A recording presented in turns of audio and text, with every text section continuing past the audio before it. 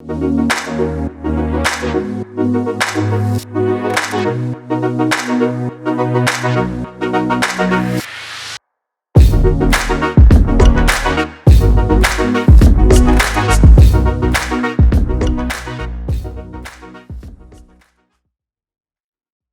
good morning, everybody. Welcome to Miami. Good morning to everyone out there joining us in the metaverse.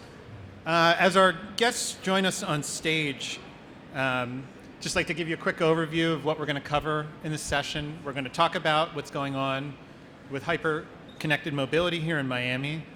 We're going to talk about some of the technology that's being used to deliver that. And we're also going to talk about some of the partnerships that are making it possible. Before we do, though, I want to start out with two observations, because it's really easy to lose perspective of just how fast these changes are happening and how much is at stake. Yeah, they can come take their seats. The first observation is this. 22 years ago next week, President Clinton launched the era of hyper-connected mobility. May 2nd, 2000, he signed an executive order which turned off something called selective availability for GPS. And really, in an instant, at 9 o'clock in the morning, the accuracy of GPS for civilian use went from about a few hundred feet to a few feet. And that was the change that made it possible for GPS to track us and track our vehicles everywhere we go. This is something that has created tremendous value, but it's also something that has really completely freaked a lot of people out.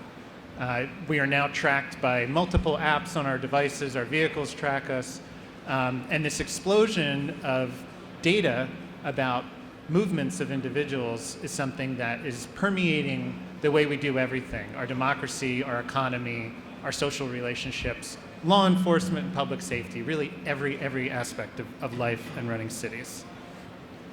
The second data point is about moving goods rather than moving people. 2018 was the first year that in the United States, more parcels were shipped from businesses to consumers than from businesses to other businesses. And that was before the pandemic. Since the pandemic, I mean, we've really just blown through all the projections about how many parcels, how many packages would be delivered on the streets and highways of this country. What's super interesting about that infrastructure for moving packages is that the core of it is fully automated. And that automation in the fulfillment centers, in the warehouses, is now spilling out into the streets. This, too, is also a double-edged sword. It helped the economy weather the pandemic, but it's made a lot of the stuff in our cities obsolete. You can drive around New York, Miami, LA, any city in the country today and see all the empty storefronts. We don't know how that's going to be reused. And this automation of delivery that's rolling out into the streets has also freaked people out. So hyperconnectivity is really complicated. And I think as we embrace hyperconnectivity, we have to embrace that complexity. And with that in mind, I want to turn to our panel to paint a picture of what hyperconnectivity actually looks like today. First, we have Eulois Cleckley from the Miami-Dade Department of Transportation, where he's the director. And I want to invite Eulois to share with us how Miami-Dade County is embracing hyperconnectivity today. Sure. Thanks. I appreciate the introduction and welcome everybody to the city of Miami, which is one of the 34 municipalities within Miami-Dade County. So hopefully you get an opportunity to not only experience this great city, but hopefully take our transportation or transit system to other areas within the county. So just specifically with respect to hyperconnectivity, and it's a key word, and I think you heard Mayor Levine Cava mention the importance of having a connected transportation system. This is essentially something that is going to revitalize this county. I'm relatively new. I moved from Denver, where I was the executive director of the Department of Transportation and infrastructure in Denver. And one surprise that I recognize here is the fact that we have a 4.4 mile automated people mover system that connects people to areas downtown and other commercial areas like Brickell, which I'm sure many of you will get the chance to go out and experience. We have a 25 mile heavy rail system that moves about 50,000 people on an annual basis. And then we have our bus system, which currently is about 99 routes, but is really the workhorse and the backbone of our transit system. We are looking at optimizing our bus routes. We are looking at expanding our people mover system, and we are looking at expanding heavy rail through a variety of different areas within Miami-Dade County. And so hyperconnectivity for moving people is extremely important. We're going through the largest capital expansion program in the county's history. It's a $7 billion 40-year expansion program where we're going to be connecting areas such as the city of Miami to Miami Beach. We are working through that public-private partnership, hopefully to bring that project to bear. We're looking at expanding the existing automated people mover system up to actually Wynwood, up to 41st Street. So we're excited about that. We're actually looking at expanding bus only lanes on the city of Miami Beach side as well, from South Beach up to the convention center. We are currently underway with one of the largest all-electric bus rapid transit corridors within the country. It's a 20-mile corridor that's connecting an area called Dadeland to Florida City. It will have 14 stations that will be gold certified, and it will be all electric buses running along that BRT corridor. So we're excited about that. But that's the infrastructure side. We're looking at other ways to do and have our system much more efficient. We're reducing overall transportation costs and creating greater access for the people that need it here in the county.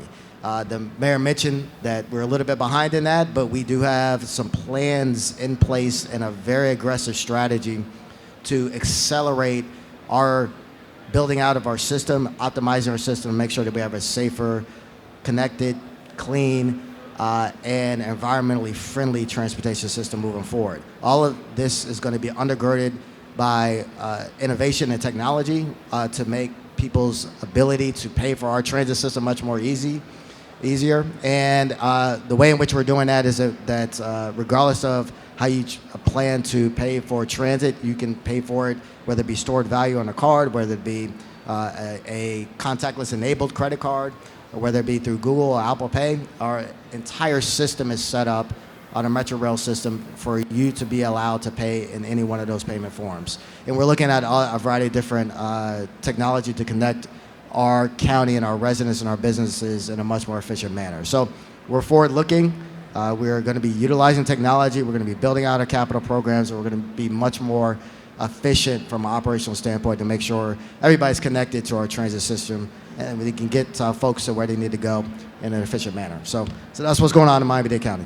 And I understand, forgive me if you mentioned it, but maybe you could expand on it. There's also a last mile automated delivery pilot that's getting underway. That's correct. So there's a couple, I'll mention two if you don't mind. So we do have an existing program that's an on-demand service called Go Connect. It is essentially a Uber-like service that we use Chrysler Pacificas to be able to connect to major commercial areas within the county.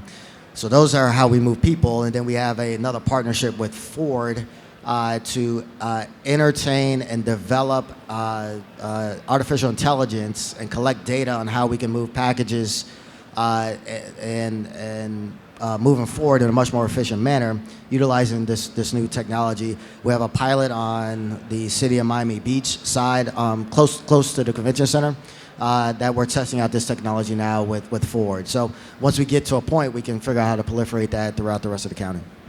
Thank you. It's a great example of kind of embracing hyperconnectivity from multiple directions. I want to turn now to Los Angeles and welcome Seleta Reynolds, the General Manager of the LA Department of Transportation. You know, I think we all know that LA has been like a bellwether for embracing new technologies, new transportation strategies. But when the pandemic hit and everybody started working from home, I pulled out some old research papers, and you know, it really struck me that LA was really where remote work began after the '94 Northridge earthquake, and there was tremendous disruption to the freeway system. Pac Bell actually was one of the leaders in mass telecommuting after that. And I wanted to ask Seleta to share you know, what your experience with the changes in travel demand how the pandemic has either sort of reinforced what you're doing or thrown a wrench in really what you're seeing in new patterns of work and travel, and how people are using technology to solve those problems. Yeah, and thanks for having me, and Eulois, thanks for hosting us here in your amazing city county. And also, Anthony, it's really nice to share a stage with you, because I think I've told you a few times, there was some work you did, I think, with the Rudin Center back in, was it 2014?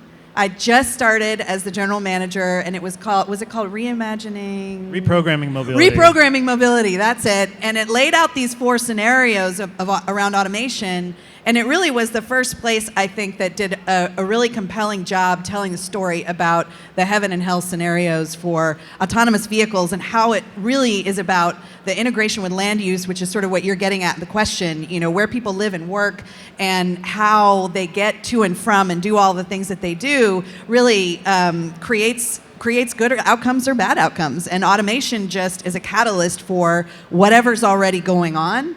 And that piece really set me off on a long journey of trying to figure that out. How do we reconcile the tremendous pace of automation and digitalization, and with the relatively slower pace that cities build out physical infrastructure, and how do those two keep up with each other? So I just want to again thank you for that work, because it was awesome.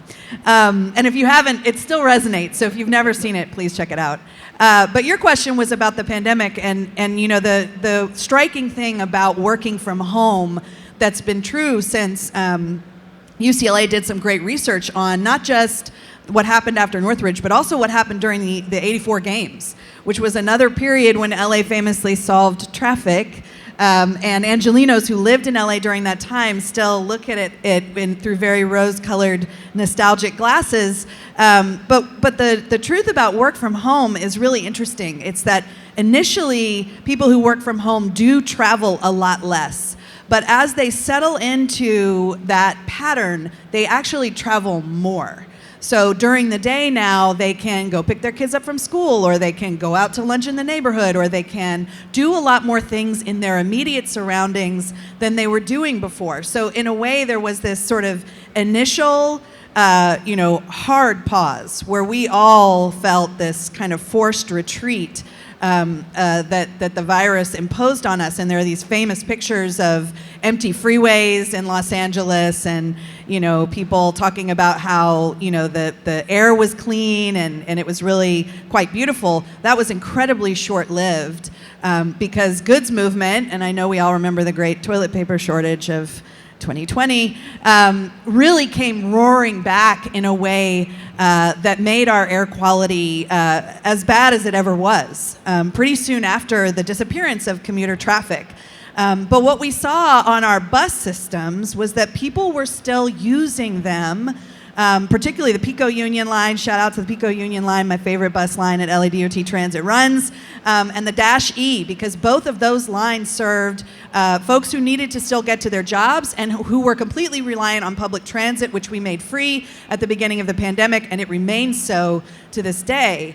After a few months, we began to get data, and what we noticed was not a surprise to anybody, but that the pandemic exacerbated existing inequities. So people on the west side of Los Angeles who had office jobs that allowed them to work from home, their vehicle miles traveled plummeted. The people in South LA, people in Boyle Heights, people in other parts of Los Angeles, Watts, their vehicle miles traveled actually increased. And that is because they were still going to their jobs as frontline workers and sort of making sure that we could all get our vaccine tests and get our groceries delivered. And they fell out of their jobs in the service industry into jobs on tech platforms, driving for tech platforms, which on balance is probably not a great thing for anybody, because we all know that whenever more people drive, safety suffers. So we saw, crashes and severe and fatal crashes actually increase in places where they were already worse to begin with, because there was more driving happening in those arenas.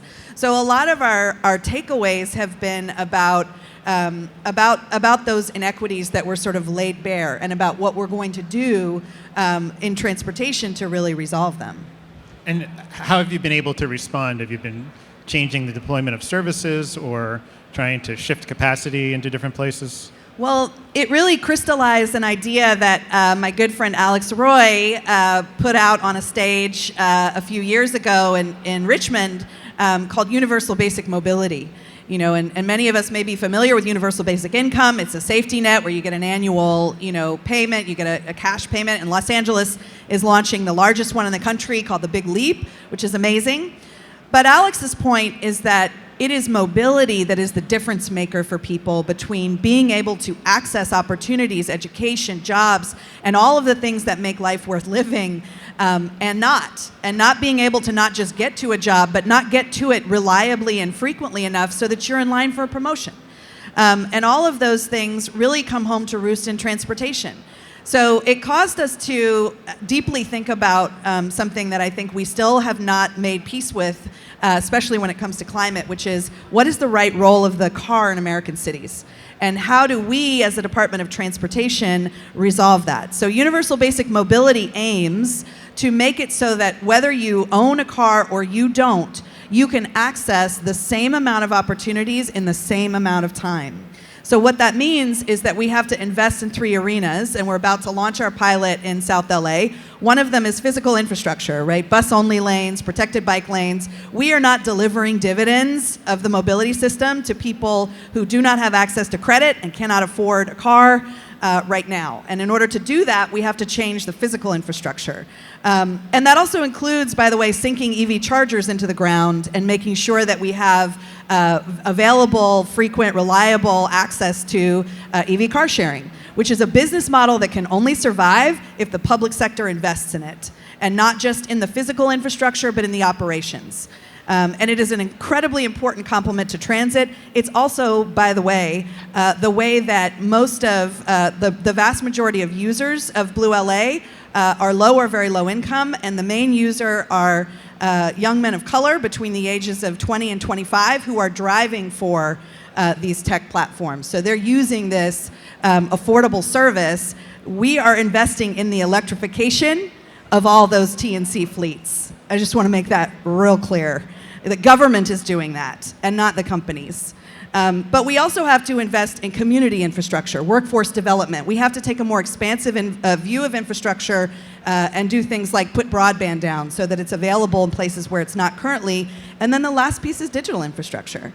You know, in order to, if I want to put a zero emissions delivery zone into South LA because they're right next to the freeway and they desperately need to nudge the market to electrify its fleet, the only way I can manage and price that properly is using digital infrastructure, not physical infrastructure. I can't have a parking enforcement officer stand on that corner 24/7. So that digital infrastructure piece is a necessary part of it, and the component that really is the stickiest is figuring out how do we resolve payments on the back end so that we can do a mobility wallet. And so we're about to launch a mobility wallet for about 2,500 Angelinos so that they have access to car sharing, transit, bike sharing, and all of the other services that we're able to provide. But we have to deal with antiquated back-end payment platforms for every single one of those entities. And I'm sure we could talk about, monopolies and payment platforms and banking, but that's part of it, right? And that is now part of the job of a DOT to become educated on those things and be able to really kind of work in that way. It's vastly different than even what we were expected to do 5 or 6 years ago.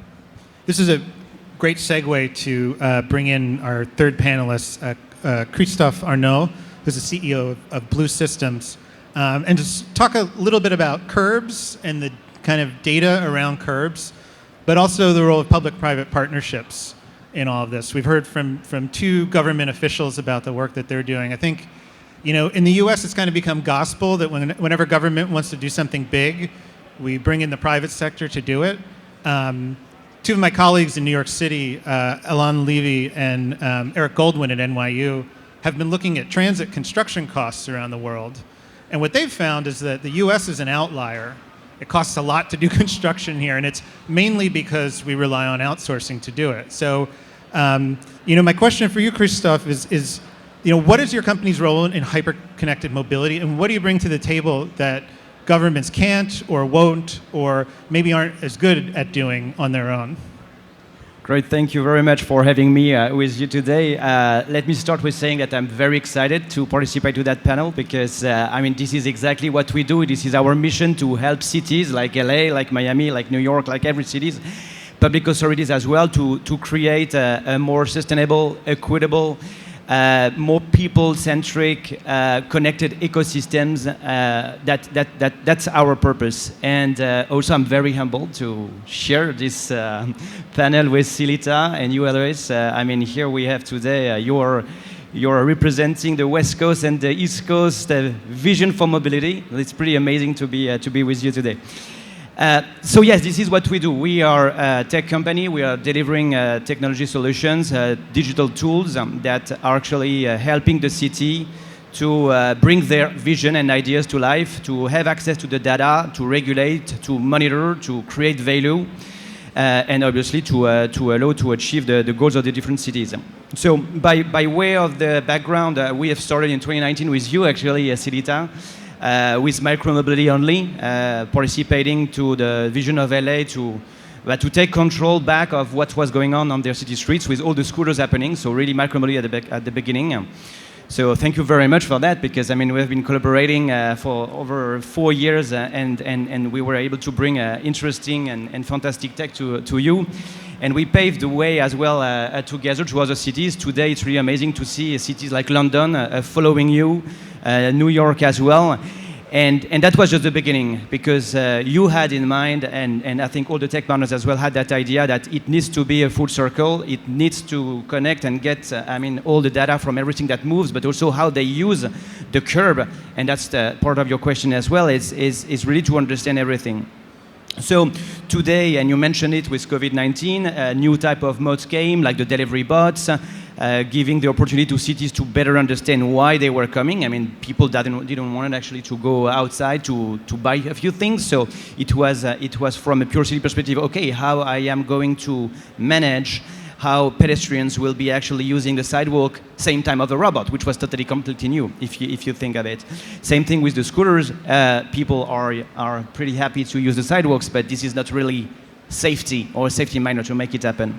So in over the last few years, we've seen different projects happening in different cities, in different continents. We were actually able to connect the curb in a totally different way in a few cities, almost 30 cities actually today, to give the city the possibility to understand how the different parking spaces were being used by the people. And the very important things to know is that the parking is the very first source of revenue, or part of the very first source of revenue for a city. As an example, a city like Paris, they have 175,000 spaces, parking spaces, being used, public spaces.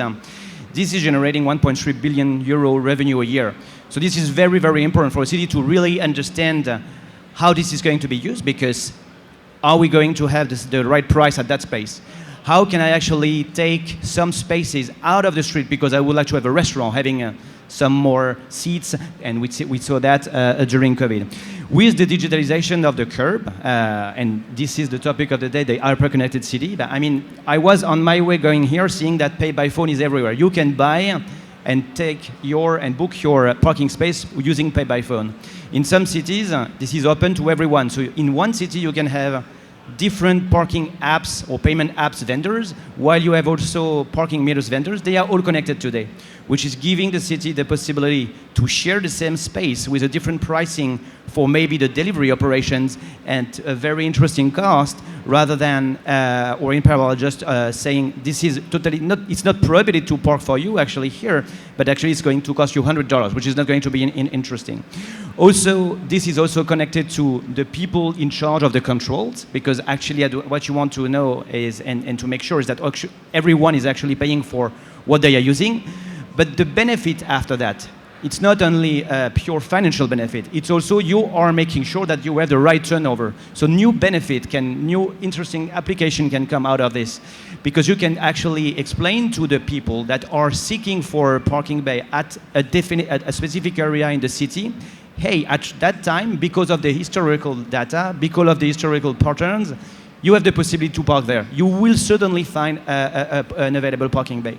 So this is really interesting to see how the sensors, the cameras, the LPR technology are capable to bring new data, to have all the mobility operation better using the space, which is the public right-of-way of your cities, and having the data from a mobility solution, delivery, shared mobility, car sharing, scooters, taxi, ride-hailing.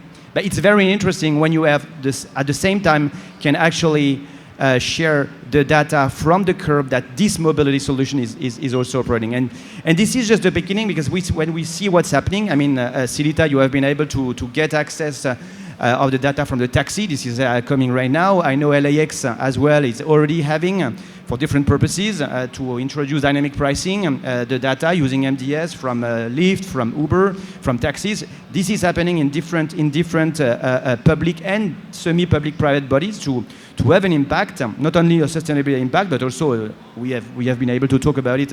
Financial and economy is really important, and what we see as well, I mean, like an hyper-connected city that is being built right now. NEOM in Saudi Arabia is just a crazy project where actually we have been able to connect flying drones already, but flying drones for taxi purposes with autonomous vehicles like Navia, and this is at the forefront of a lot of things that is happening that is going to ease the whole management from a pure city perspective, from a pure DOT perspective, in the way this is going to work, so that people love the city where they actually live, because it's safe, because it's sustainable, and also because you have the possibility to optimize the revenue as well to maintain all the infrastructure that you have. So curbs are really turning out to be a very strategic space in the hyper-connected city.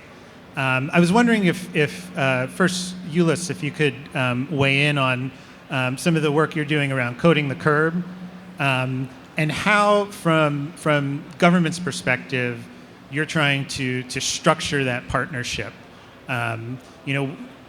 What are the potential opportunities for revenue from managing the curb, from incentivizing different, better uses, potentially more efficient, but also more equitable uses, and sort of how that partnership is going to be structured over time?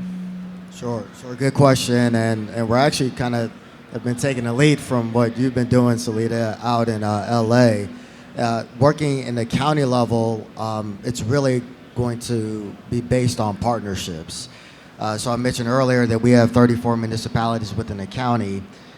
They all function a little bit differently. So the county manages the impact to roads, bridges, and the like, and we manage the transit system. With respect to the curbside, that's a responsibility most likely of the municipality. So we, in order to make sure that the curb functions appropriately based on that neighborhood context, we have to develop those relationships with the municipalities.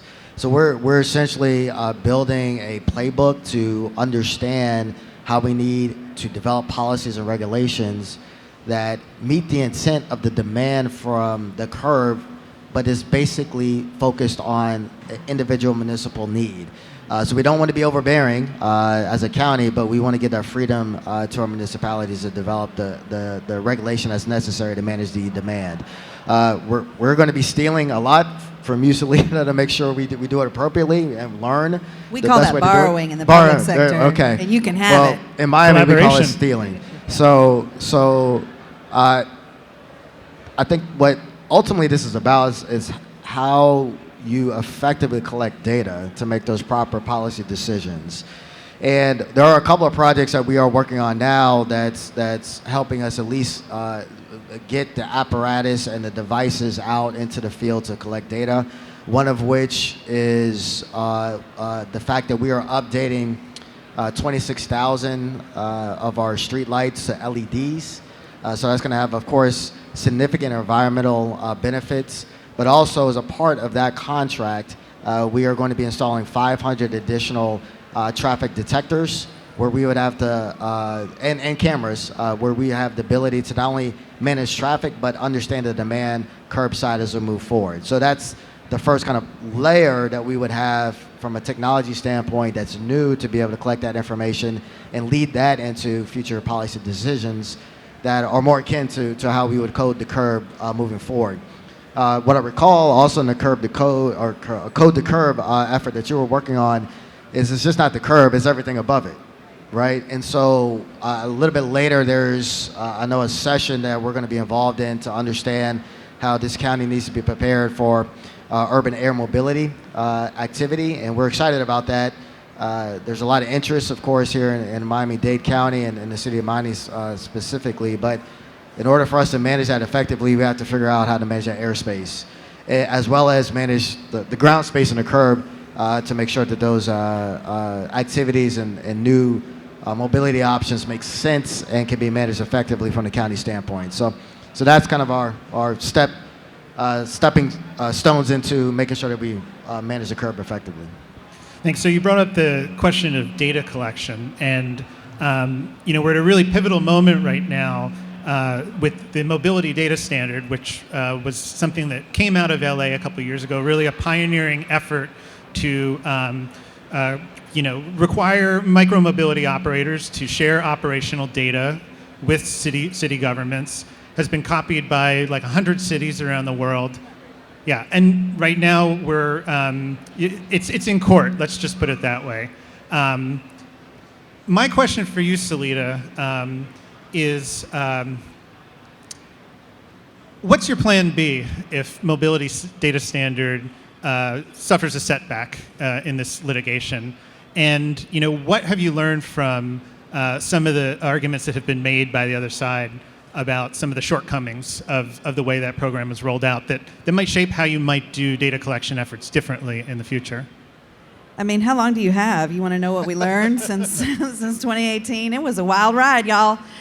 You don't want to be in my Twitter mentions. You definitely did not want to be in my Twitter mentions in 2018. I would say there's a few key important takeaways. The first is just the bar is higher for government, and that's just a fact, right? And it's the amount of information that we're getting from businesses that operate fleets on the public right-of-way that we manage temporarily. I'm in my job temporarily. I won't be here forever. For the public good, right? We're doing outcome regulations. What I'm asking for pales in comparison to what all of these companies have on y'all. But there was a much greater level of scrutiny, and I understand that, and that's fair. Because, in my heart of hearts, I'm a hobbit that wants to live in the Shire, and I don't really want to be hyper-connected to anybody, so I can empathize with that, and I understand it. So the second lesson is whenever you feel yourself becoming defensive, you should instead become curious. And you should become very curious about where criticism arises from, taking a close look at who sits on the boards of these entities that were lodging some of these criticisms allowed me to very quickly separate the signal from the noise. The good faith critiques that were interested, that accepted the fact that government will need to digitize and will need to get data in order to carry out its mission on climate, on racial equity, on safety, on all of that. And the entities that feel like government should not ever have any of that data, period. Either because they're a private company that feels like they want to have a monopoly on that data, or they are what I would describe as sort of techno-libertarians who really believe that technology companies can be trusted with data, but government can't. There's nowhere for me to go. We all know that's a joke. With folks from who are the assumptions underneath the criticisms are that every member of the Open Mobility Foundation, all the cities on its board and the hundreds of cities around the world are either corrupt or incompetent. If that's the basis of the criticism, there's nowhere to go, right? So be curious and make sure that you understand, where the good faith criticisms came from allowed us to really bring privacy into the culture of DOT in a way that benefits all of our operations. I write parking tickets, apologies if you've ever gotten one, but you probably were parked where you shouldn't be. I have your VIN, I have your credit card information, all of the people who pay the city to operate in the city, I have all of that data. And so MDS and the sort of the thoughtful examination of how do the city has lots of information about what you do with hard files, how long you keep them when you destroy them. But then when we asked, okay, what about if that file is digital? there was no language in, the admin code or anywhere for what to do with that, how long to keep it. How do you blur it? Do you have to hold it in its disaggregated form, or can you further sort of aggregate it and blur it and put it into cold storage so that you really control who has access to it? Those are all things that benefit all the data that we collect now and going forward. So, getting curious instead of defensive allowed me to sort of bring in hear those voices and change those practices in a way that had broad benefits. The third lesson is patience. It's been 3 years. We've got hundreds of cities. We've got millions upon millions of data points. And none of the boogeymen that people were claiming were going to immediately arise have appeared. So, and instead, what we've been able to do is, number one, make sure that micromobility companies are no longer not serving South LA. They're no longer not serving Boyle Heights, because with a tool like MDS, I'm able to give invoices to those companies for individual trips on the public right-of-way and charge them more for trip-rich areas and a lot less for places that they might not otherwise go. I'm not able to create a zero emissions delivery zone without the curb data spec. I'm just not. So if I care about climate, I have to have that tool. So, being patient and understanding those long game outcomes that we really, really cared about was important. And then the last lesson is just organize. Yesterday we learned that the anti-MDS bill that it's like a zombie, it just keeps coming back to life in the California legislature is gone for good. And that is because we collaborated with organized labor, we collaborated with cities, we collaborated with environmental groups. We built a coalition and we organized, because our lobbying budget will always pale in comparison to the folks who do not want cities to have access to that data. But when it comes to your other question, like what is your plan B? Unfortunately, I'll just say, just to remind y'all, we're going to go back in the Wayback Machine, when scooters showed up in cities, and still today, many cities just banned them outright. They did not want to bring that new form of mobility into their city when we desperately need other ways for people to get around besides driving. And I'm afraid that that's kind of where we go. If I can't reassure the city council, I have 15 city council members in the city of Los Angeles. Each of them governs a district with 250,000 people. I got 15 mayors up there, right? That's bigger than most cities in California. And when they hear from their constituents about those damn scooters, or those damn delivery robots, or those damn drones, or those damn whatever comes next, I need to be able to assure them that I have the tools to make sure that we can get the good from those companies without harming a lot of the other things that we're trying to solve for. So I worry that it means no more, a closing, a chilling effect on those kinds of innovations coming into cities if I don't have those kinds of tools. Yeah, I warned everyone that embracing hyperconnected mobility was going to be complicated, and I think it's the difference between having the tools to manage market entry of these innovative new mobility companies, or just closing the market altogether, because that's the only thing that works. Yeah, and I did not want to put my thumb on the scales. I wanted to allow all the companies that wanted to come and compete in Los Angeles to come and compete in Los Angeles, because the lesson learned from the taxi franchise system, which we've had in place since the 80s and just got rid of, hallelujah, it took 8 years, is that, a closed market oligarchy, a franchise system like that, really creates massive disbenefits for everyone involved, the companies, the drivers, the constituents. And so to have an open market, you need the tools, because I think one of the takeaways from reprogramming mobility and all of the work that we did afterwards, Urban Mobility in a Digital Age, done by the incredible Ashley Hand, is that the road to hell is paved with innovations to nowhere. Innovations for innovation's sake. Innovation is an American value. And the idea that entrepreneurs will save us is an American tenet that we hold dear. And so you always have to confront that political reality in the public sector. The person that manages the system, the person that gets the phone calls, the person that's responsible for the outcomes, to have the tools in place to allow innovation to blossom and flourish, but to make sure that outcome-driven regulation nudges that innovation to solve real problems, to Eulois's point. That's what's priceless about MDS and about the Open Mobility Foundation as a whole. So I want to open up the floor to questions in just a minute. There's 2 microphones here, and for folks who are out in the metaverse, I believe you can submit questions somehow, and they'll be brought into the room. Before we do, I wanted to just jump back over to Christophe and get a European perspective on mobility data collection and governance, because a lot of your work is operating under the General Data Protection Rule regulation. GDPR. Yeah, which I think California sort of keeps pace with that, but GDPR is always a step ahead.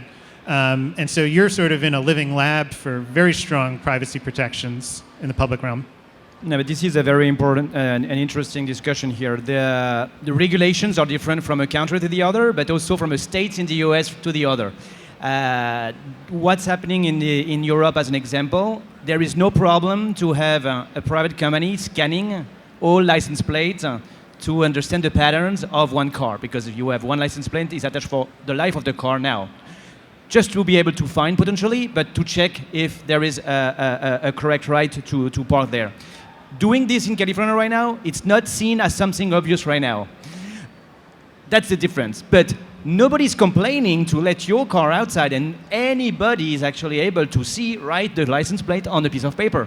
So data is just a powerful tool allowing to see big things, large things, very, very efficiently. That's the thing. So that's the interesting thing. On the other end, if you look at the US, one city we are working with asked us, okay, it's fantastic to see everything that moves. It's to see the scooters, the mopeds, the car share, but what I want to understand is actually the patterns of the user. So it was one more step ahead by, okay, now we need to get that information, who is driving. I don't want to know as a city that this is Seleta, obviously, but I want to have kind of a unique aggregated identifier so that I understand the patterns, maybe by age, by block, where they live, to understand where actually it's interesting to roll out new mobility services. And as an example, this right now, not easy in California right now. And in New York, since this is where we are talking about this, it's possible. So the regulations are really different. GDPR in Europe are behaving a little bit like CCPA in California, but it's interesting somehow that there is quite a few mobility as a service platform and offering in Europe, which means that a city can actually get the data of exactly what you just said, your behavior, your parents, your credit card, somehow in an aggregated way, and they know what you're doing. You are taking today, because it's very easy, you have to pay only 1 ticket per day or per week, and then you can jump on a scooter, on a taxi, on the public transportation. Obviously, the technology provider behind has everything, and this tech provider is actually working on behalf of the city. So if this is a public-private partnership, the city may have everything. So it's just to demonstrate that this is possible, and it will happen. The vision of Seleta will happen in California anyway. It's just that we just have to demonstrate that data is now everywhere. I don't know if you look at something that is pretty weird. The first time it has happened to me, it was like, wow. My Waze app knows now exactly, usually at what time I'm departing and I'm leaving to go to the office. They are also adapting now the way I am driving, because they know my speed or my pace I am driving, and this is better all slow down, Christophe. Exactly. So this is kind of crazy, but imagine tomorrow a city may have that information that usually those people living in that area, they are actually taking their car to go to that place. Very interesting idea in an aggregated way, because then you can start having policies to be applied to the traffic, to the pollution, to everything. You were mentioning the low emission zones. Low emission zones is happening right now in every European cities. The only way to make it happen is to get the data. Otherwise, it's super complicated. We have been working with one city that was actually, it's London. They have cameras everywhere. Okay, you can do it. But if a city would like to do that tomorrow, this is a crazy capital expenditure. If tomorrow you can get the data from the vehicle themselves, and to start with all the shared mobility, taxi, ride share, car sharing, scooter, whatever, you can implement a good strategy and a good policy right away that is pretty efficient and that is not super cost problematic, if I may. So what's interesting is to see that it's possible from a pure tech provider. What is very vital is that we do guarantee the security of that data for the city, that for sure. And this you need to undertake every procedures, best practices, that the data you will not have any breach, not any attack. Right now, in big cities, I mean, we are being asked to have penetration tests every 6 months to be sure that actually there is no breach or no potential breach. Some are asking some very specific certification, like the one we see in the payment industry, because yes, they are sensitive data, but they are sensitive data that are serving the goals of your cities. And at the end of the day, I think everyone can understand that it's there, and when you were walking out of the street, it was possible to take all of data. Here is just an automation of everything. I think just to add another layer to this, there is a legitimate question in here about who watches the watcher, right? And so, you know, it's great that LADOT invested all of these resources into privacy protections, but now what we've done is, together with our partners in other cities in California and labor, put forward a proactive bill, 1276, that actually embeds those into California law, so that there are, including, you know, not sharing the data with law enforcement, which is, I think, is really the third rail, so that there is a clear, there's clarity about what your responsibility is as a government entity if you are going to collect this data. You know, we need that data for toll lanes, to enforce bus-only lanes. I mean, I could go on and on and on. These are all things that people want. They're public goods. But they're, you know, the Consumer Protection Act just applies to private companies. And so having a companion piece that really embeds these privacy practices for cities is a necessary step if we want to say to the public with a straight face that we are going to protect their data. So I just want to remind the audience that there are 2 microphones if you have questions for our esteemed guests. And as you formulate those questions, I want to turn now to the fun stuff. So you've talked a lot about... That was fun, Anthony. Some of the things... No, these are the things that, you can tell it's fun. Keep you up at night. What's next? What are the possibilities for hyper-connected mobility, either leveraging new networks, new data, or new kinds of vehicles, new kinds of infrastructure? What are you excited about? What are you trying to put together and mobilize support for right now? Yeah, so I'll talk about one project that we're very excited about here in Miami-Dade County, where we have essentially reset our vision, where we're trying to be the world's best provider of transportation options. And there's a reason why we have the term world. World's best. That's right, world's best. Simmer down, Eulois. I'm sorry, people are actually moving from this place called LA in California for a whole variety of reasons to South Florida. Let's not get into that, right? All right. But in order for us to be prepared for the growth in South Florida, we have 2.8 million people growing every single day. There's a lot of excitement about this area of the state and then of the region. And with that, more people comes more ways that we need to figure out how to move people around. And the project that we have, that is the largest by value project for ATMS, Advanced Transportation, or Advanced Traffic Management System, is right here in South Florida, managed by the Department of Transportation and Public Works. It's a $211 million project. We are upgrading 3,000 intersections with the latest technology for our traffic controllers to be able to move traffic much more efficiently. We're looking at other major transit corridors, especially for those that are heavily traveled transit corridors on bus, to implement transit signal priority in those corridors to move our transit system much more efficiently. We're deploying pedestrian detectors in a lot of our intersections so we can gather information to make sure our signals are timed appropriately.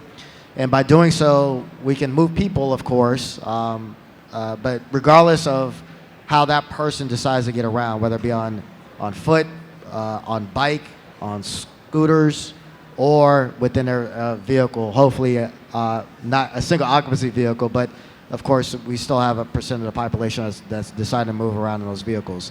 The way in which we make that system much more efficient will also allow freight to be moved efficiently as well through a lot of these corridors. So that project is one project as a part of a long list of projects that are going to make us the world best moving forward. So we're excited to leverage that technology. And I think that's the way in which cities are going to have to figure out how to have technology to advance their mobility goals moving forward.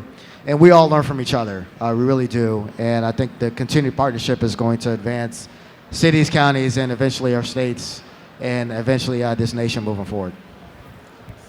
Yeah, I'll just say the 28 Olympic and Paralympic Games we're real fired up about, and the infrastructure bill, bringing that infusion of dollars and leveraging that to grow that digital infrastructure at scale. So we're thinking now about how do we use MDS to do transit prioritization and take ATSAC, which is still one of the 7 wonders of the transportation nerd world, from its, that's our traffic management system, biggest and most sophisticated in North America because we're so large and we've been at it for so long, been building it since 1984, to make that into kind of, have it undergo its digital transformation, put our transit fleets onto MDS so that we're not hanging things on all our infrastructure, but instead we're making this investment in software that allows us to prioritize transit, that allows us to prioritize people biking and walking and all of those things in advance of the 28 Games. But the other thing I'm excited about is that Universal Basic Mobility offers us an opportunity to rethink how we characterize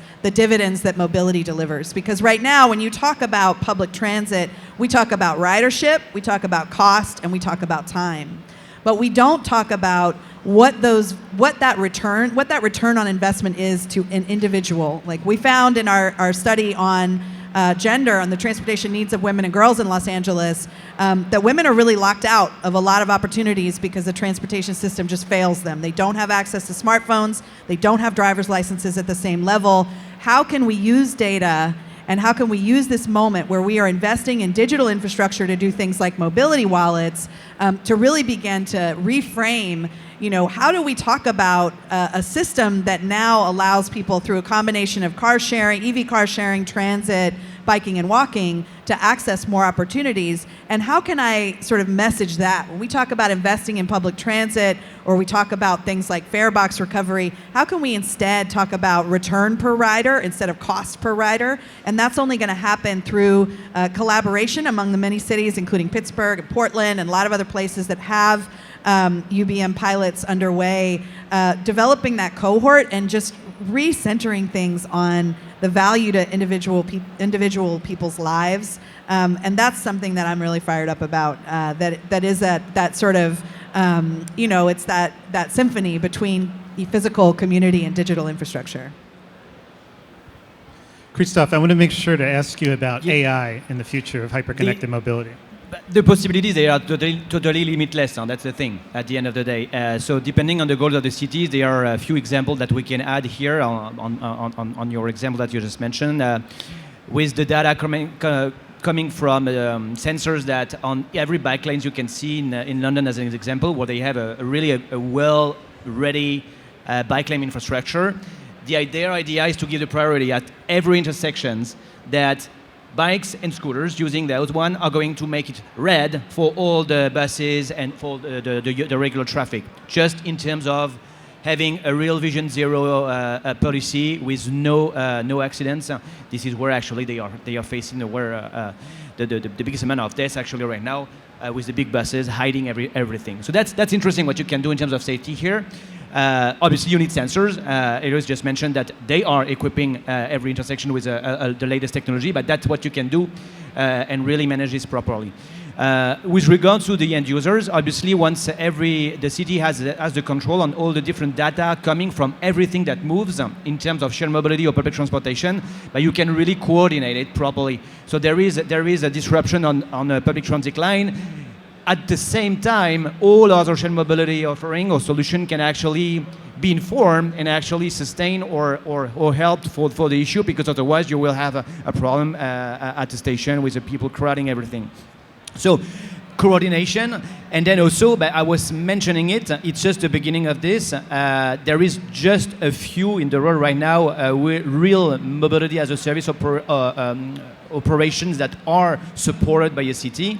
But tomorrow, and I know it's part of your vision on the long term, it's once you have everything, you can really offer a unique entry point for any of your residents to offer them a very flexible, easy way that is accurate, that is really showing you how you can optimize your trip and your journey from a point E to point B, but by using different types of modes, and those modes that are going to be totally supporting the vision in terms of pollution, sustainability, traffic, but also cost efficiency for the user and the resident.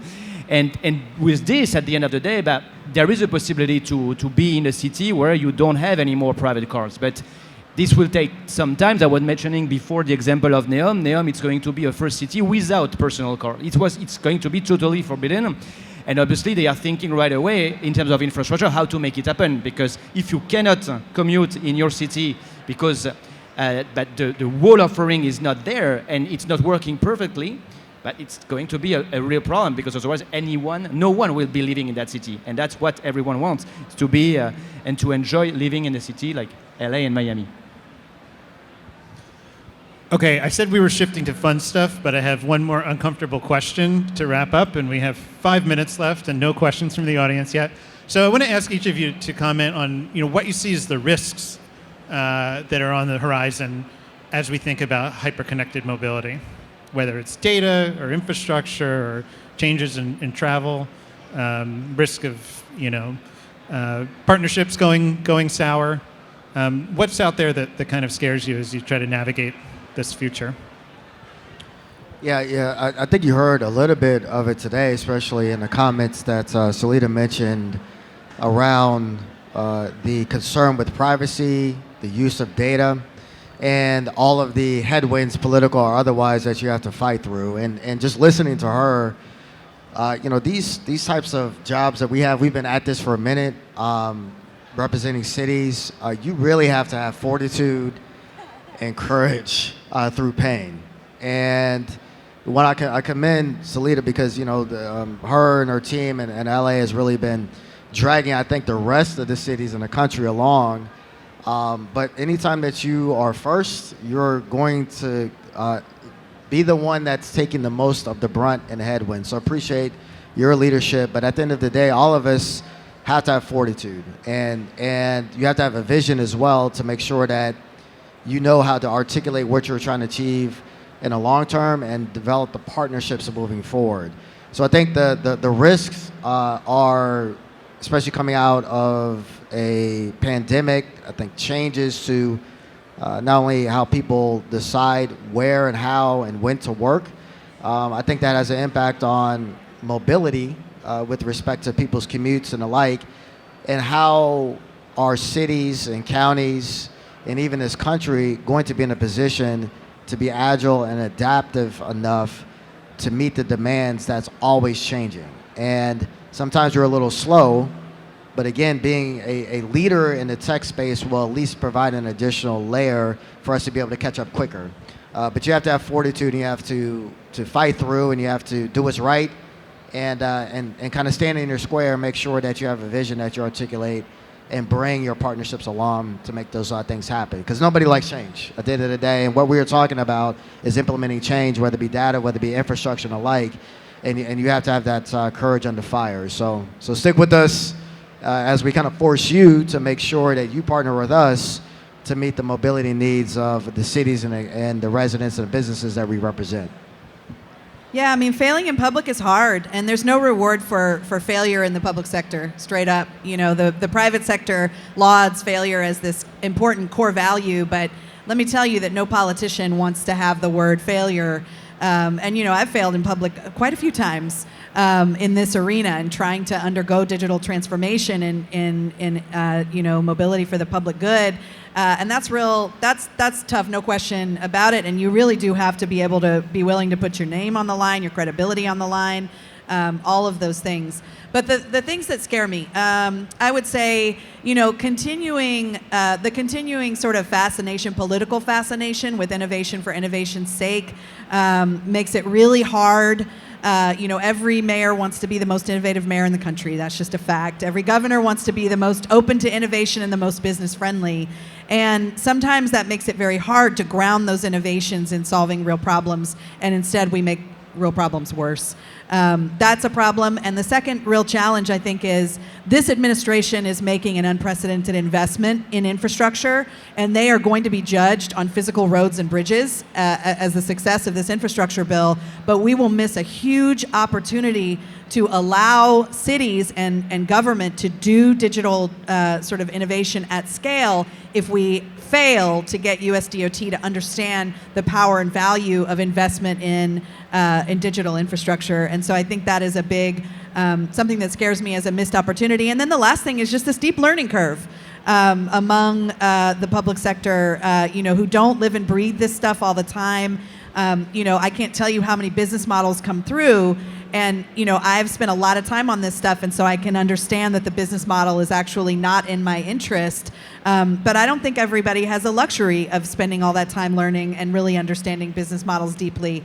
And the faster we can flatten the learning curve in the public sector, the sooner we can get to a harmonious place where innovation can thrive, and we can really achieve all of the goals that we're trying to achieve.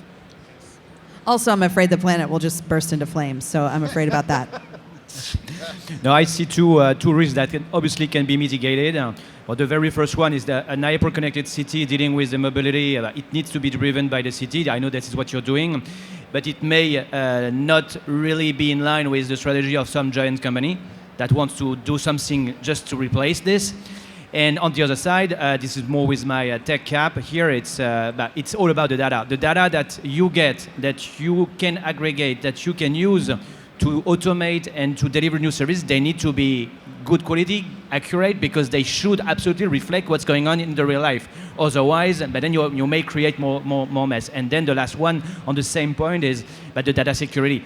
Tomorrow, the city will be in control, thanks to different tech providers, of a lot of data that may be interested from bad-minded people, and that they need to really. It's vital that this is really sophisticatedly protected with in terms of data privacy, IT security. That's the key for sure. Okay, well, I want to thank all three of our panelists for a really fascinating and informative session. And everyone, enjoy your time in Miami. Thank you very, very much.